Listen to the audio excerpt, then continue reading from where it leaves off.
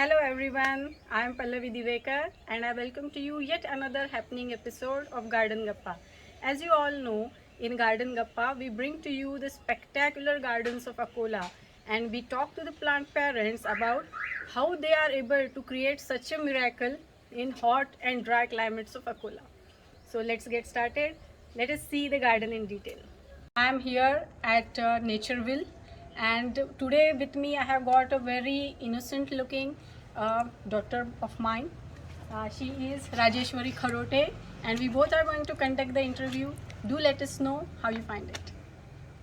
Hello guys, so today we are with Jayesh Hello everyone. So let's see his a beautiful collection of plants. I'm very eager to see that, and I hope you guys also love that. So so like this video, comment and share.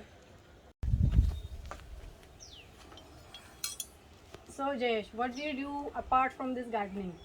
Well, I'm a BSc final year student. Okay. I study in Sri Shivaji College, Akola. So you are a student right now. Yes. And yet you have a collection. Yeah, because I love Good. plants, and honestly, I believe that I've seen a lot of people talk about that gardening is an old man hobby, but I am here to break that stereotype that yes, gardening is for everyone, may it be a child or it can be a retired person. Yeah, right. So Jayesh is breaking all the stereotypes here, Yes. and we are here to support him. Go Jayesh, go! Thank you. And okay, so how is it that you have developed? Is it a hobby or what sort of thing? Are you a collector? Well, I do collect a lot of plants. It's my hobby. I am very passionate about nature, and Okay. also I'm passionate about restoration of the nature because I have been constantly working for this actually to research about environment, how we are causing damage. We humans are one of the greediest species on this planet. Right. So to reverse the damage we have done to this earth, I think every one of us should come forward, and I guess that's my passion and that keeps me going every day. Yeah, I'm also one of the greediest person when it comes to the plants. So Jayesh here is going to lose half of his collection today because I am going to take it. Well, that's a great greed. You must.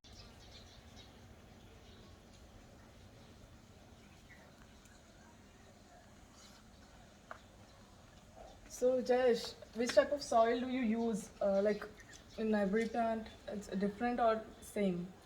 Well, mostly I use a range of soils because depending on the plant type, you have to be very conscious about, what sort of soil does the plant need. Yeah. So when I work with vegetables, I, prefer a soil which is well drained. So I add coco peat to it, I add compost. But when it comes to some ornamentals, which needs some intense care, and also the soil must be very well draining. So I shift to a soilless media. Okay. And what about watering? Like twice a day or the best time for watering? For me, I guess according to the timings, I would say morning time or late evenings is the best. Yeah. And if you talk about a schedule, I don't believe in a schedule because a plant can be thirsty at a particular time, and if you stick to a schedule, you may miss the plant itself. So it's better not to have a schedule, but I think you should have a rough check on every plant. Okay, now this plant is thirsty, I need to water it. Yeah. So as you all can see, Jayesh has got a wonderful and rare collection of plants. So this is the begonia, it's my favorite. This is oxalis, this is also my favorite, and he has got some very unique collection, I must say. So Jayesh, what kind of plants do you have here? Well, I have a variety of aeroids like philodendrons, monsteras, some syngoniums, and peace lilies as well. And as you know, like one of the diva plants of my collection is begonia. Yes, the word goes here. So what are the recurring plant problems that you have seen on these plants? Are there any? Well, for me, as you know that I'm on the second floor right now, and my garden is well up above the ground floor. So I guess the main problem which I face is lack of humidity Okay. and an excess airflow, which is not good for the plants which love humidity because, of course, we live in a dry climate. Okay. and air is one of the factors which affects the humidity even more. Right. So, like being on the terrace, there is not a single building surrounding my house. So the airflow is ultimately more than the rest of the ground floor or the first Right, floor. right, right. So that due to the lack of humidity, there's a lot of crisping of leaves, and I guess that's one So of the how do big you issues. cope up with that then? Well, there are a few techniques I use. One of which is, I don't clean things much. I mean, Okay. that's very bizarre if you Of think of So it keep in it a messy, huh? yeah. Keep it messy is the key. Yes, because uh, these leaves from the mango tree fall down, and they compile, like they form a pile between the Right. pots. Right. And when I water the plants, of course, I'm going to spill some water down, and the leaves help somewhere to retain the moisture So for a that's longer time. mulching, Sort of mulching. The mulching we do inside the pots. Okay. But if I excessively clean the things and don't keep any leaf waste down there, so the water will evaporate faster, Okay. and there will be a lack of humidity. So I think these fallen leaves help me a lot. I They see. help the plants a lot to maintain that humidity around them. Okay, so we here have Messi Jayesh here. So he's going to now share some secrets also. We'll get to you. Besides, do you use often like Well, I'm an advocate of all the natural fertilizers and pesticides. So I only use the horticultural based neem oil because it's an all-time solution, all best solution for all sorts of pests, like starting from aphids and millibugs and goes to spider mites as well. yeah, So I use neem oil only. neem oil? Okay. So Jayesh, as I can see, you have got a fantastic collection over here. So how do you prepare your garden for different seasons then? Um, well, according to the season, I have to do a lot of changes. In fact, should I say that in an entire year, I have to keep moving plants here and there according to because in summers the sun moves from the southern hemisphere to the northern one, Right. so there's a lot of change in the shadows. And for me, shadows of this tree, my green net, the greenhouse is very important because some of the plant really just don't like the full spectrum of sunlight. Right. So, talking about this beautiful specimen of the bird nest, it loves to be in the shade of the plant, the tree. Okay. This one. This one. Then, moreover, when it comes to winters, then there are a lot of empty pots which I have to, move aside. Right. Right. When summer sets in, I have a lot of plant growth going on, as well as I have to be very mindful that the sunlight that is coming through is not too much for the plants. So I have to move them closer to the walls, below the shadows. Right. Of course, I do mulching as well, as you mentioned earlier. That is the falling of the leaves equal to Right. mulching for me? I guess that's not mulching. So this year I'm planning something new.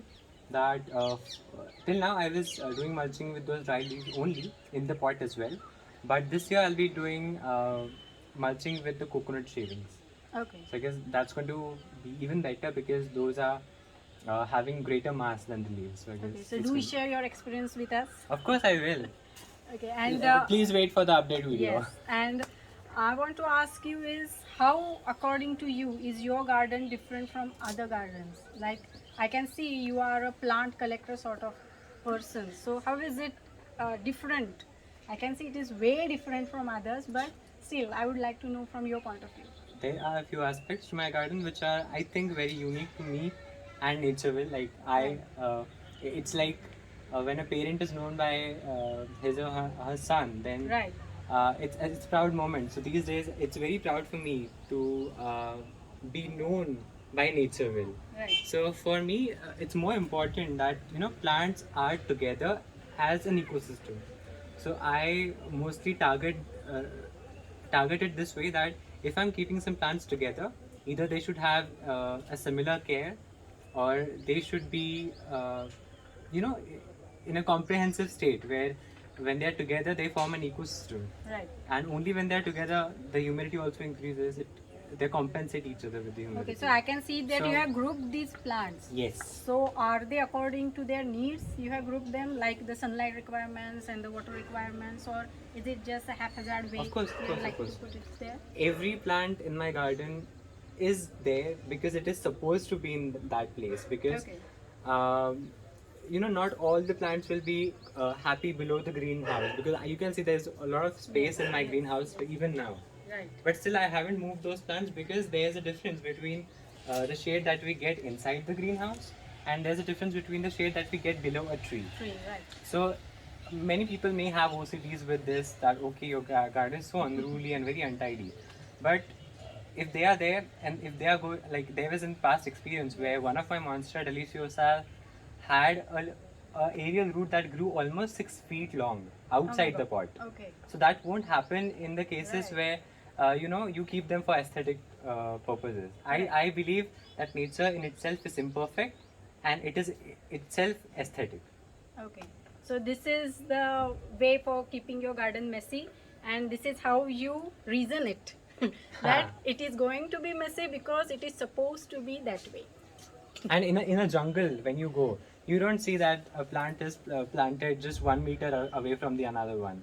That's what we have made to because our eyes like symmetry. Right. But for me, I think when a jungle is to be made, it's supposed to be unruly. Okay. Go unruly. Jayesh, are there any things that you avoid in your garden? Well, there are a few things that I avoid in my garden. First of which is chemicals. Okay. I hate chemicals because, of course, when I'll spray it on my plants, and I also have vegetable plants, fruit plants, so I'll ingest them, which is Okay. not good, because my purpose of gardening is, going close to the nature, not close to the God. Okay.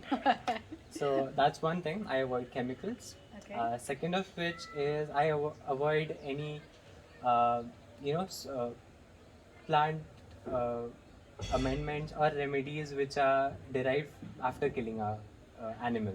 Like Okay. I avoid bone meal, Okay. I avoid blood meal, I see. because those don't support my ethics. So I go mostly vegan. Okay.